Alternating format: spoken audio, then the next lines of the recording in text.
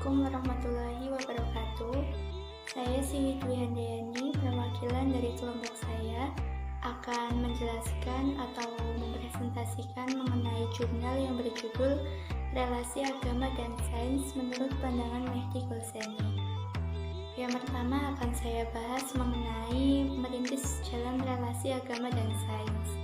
Menurut Zainal Abidin Bahir bahwa diskursus antara agama dan sains telah ada sejak 4 dasawarsa terakhir, yaitu ditandai dengan terbentuknya forum-forum diskusi, kemudian seminar, dan terbitnya buku yang berjudul Sains dan Problem Ketuhanan. Oleh karena itu, ada seorang ilmuwan yang bernama Losli. Beliau itu terobsesi agar bagaimana kedua disiplin ini bisa saling berkolaborasi, saling melengkapi, dan tidak saling bertentangan.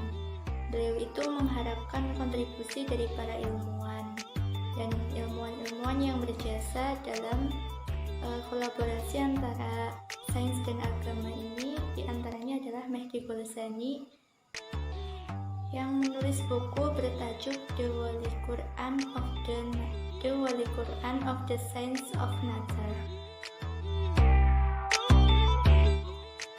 Kemudian yang kedua mengenai definisi sains dan agama. Sains berasal dari bahasa Inggris science yang berarti pengetahuan.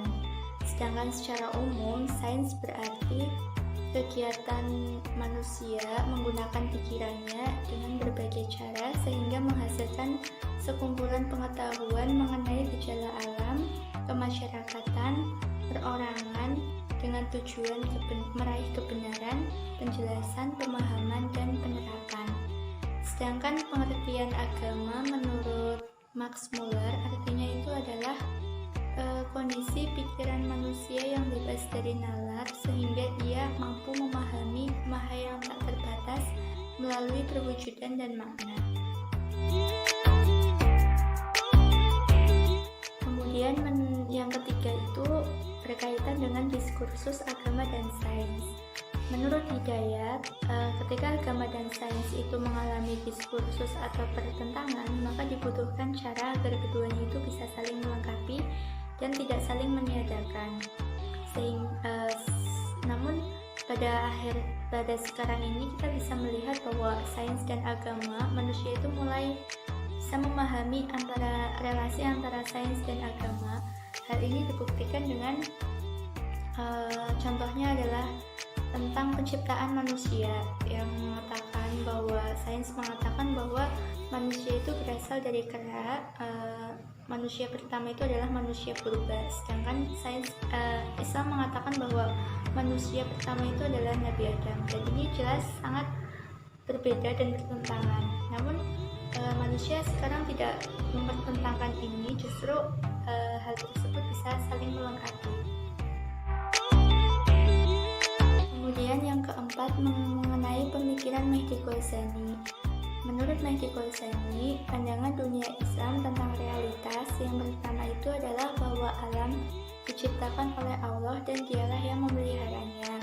Kemudian yang kedua, tidak membatasi realitas pada domain fisik dan material saja. Yang ketiga, menisbatkan tujuan pada alam semesta. Dan yang keempat itu bahwa percaya akan adanya tertib moral.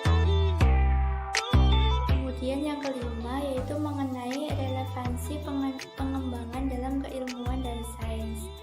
Mehdi Golseni itu meyakini bahwa Al-Quran mengandung nilai-nilai yang mampu membantu pengembangan ilmu kealaman. Contohnya saja bahwa dalam ilmu sains tidak ditekankan atau tidak dipelajari lebih mendalam mengenai metafisik atau bagaimana keadaan manusia nantinya ketika ia telah meninggal. Oleh karena itu di dalam Al-Quran dijelaskan ada akhirat, surga. Sedangkan sains itu sendiri juga berguna dalam Al-Quran sebagai pengembangan atau bagaimana manusia itu mampu memahami ayat-ayat Al-Quran sehingga manusia mampu mengembangkan berbagai macam teknologi yang ada sekarang ini.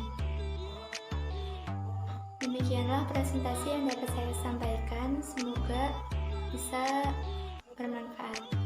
Wassalamualaikum warahmatullahi wabarakatuh.